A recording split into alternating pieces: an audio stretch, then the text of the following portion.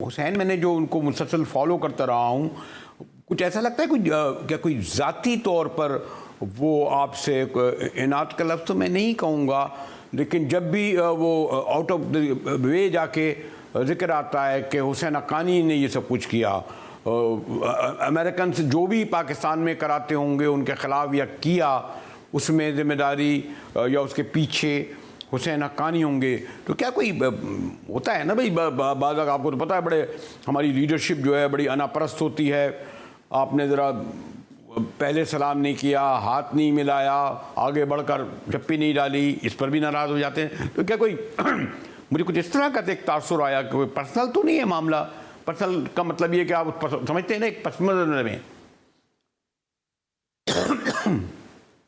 मेरी कभी उनसे कोई जाती ऐसी कश्मकश तो रही नहीं। 1997 में जब वो पार्टी बना रहे थे, उन्होंने मुझसे राब्ता जरूर किया था। वो चाहते थे कि मैं पार्टी में शामिल हूँ। जब अभी मेराज मोहम्मद खान साहब शामिल नहीं हुए थे, पार्टी जोड़ी जा रही थी, सिर्फ आरिफ अलवी साहब थे, ये थे और वो नईमुल हक साहब थे।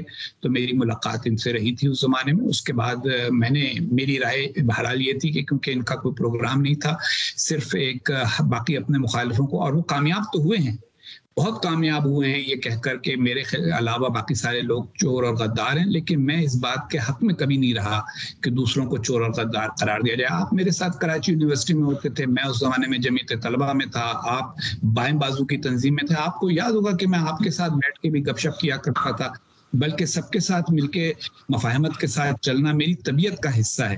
तो इसलिए महाजराई की सियासत में मैं दाखिल नहीं हुआ और सियासत में बराह रास्त आया भी नहीं। उसके अलावा मेरा कभी उनके साथ कोई ज़ाती इख्तिलाफ ऐसा पर्सनल था, लेकिन ये ज़रूर है कि मैंने उनकी सियासत को कभी समझा भी नहीं लिया और वो एक राय का फ़र्क है हमारा। मगर मैंने कभी उनकी हुकूमत को या उनकी ज़ात को निशाना बनाने की कोई कोशिश नहीं की। उतनी ही तनकीद की है जितनी मेरी एक सियासी तनाजुर में तज्जियाती तौर पे हो सकती है। अब क्यों वो ये कहते हैं, मेरा ये ख्याल है कि हुआ ये है कि उनको किसी ने दूसरी कहानी सुनाई। पहले तो उन्होंने इल्जाम लगा दिया अमेरिका पर, अब उनको वजाहत करनी पड़ी कि भाई अमेरिका में हुआ क्या, अमेरिका उनके खिलाफ क्यों हो गया। तो किसी ने कह दिया, वो शीरी मदारी साहब ने कह दिया, ये जो डोनाल्ड लू है ये हुसैन हक्कानी के दोस्तों, उन्होंने कहीं कोई देख ली होगी किसी जगह एक तस्वीर वगैरह वगैरह। वो वाशिंगटन में लोगों की मुलाकातें होती हैं, कभी होता है तस्वीरें होती हैं इज्तिमाई तौर पे, और मैं उसमें फिर किसी और ने, एक नौजवान ने एक पूरी कहानी बना दी कि जी एक $30,000 की अदायगी हुसैन हक्कानी साहब को फलाने अमेरिकन ने की, जो कि की थी, लेकिन वो की थी एक रिसर्च के प्रोजेक्ट के लिए। अब वो साहब काम करते थे PTI के इफ्तिखार दुरानी साहब के लिए। अच्छा, मुझे तो इल्म नहीं कि वो किसके लिए काम करते हैं।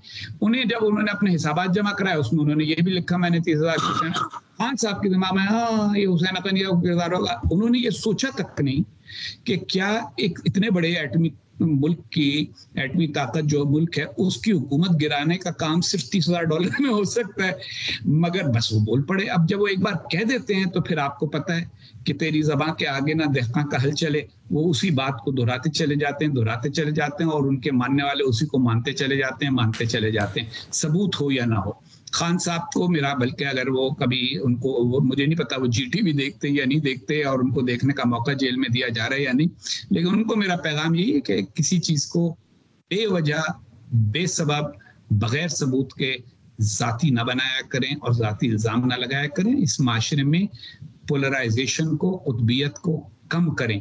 और वो लोग जिनके बारे में आपको ये खुशगुमानी है, मेरे बारे में उनको ये खुशगुमानी है कि मेरी इतनी ताकत है कि मैं सदर बाइडन का जहन बदल सकता हूँ। अगर आपको ये गुमान है तो फिर जो आदमी सदर बाइडन का जहन बदल सकता है उससे बात करना शुरू करें, बजाय इसके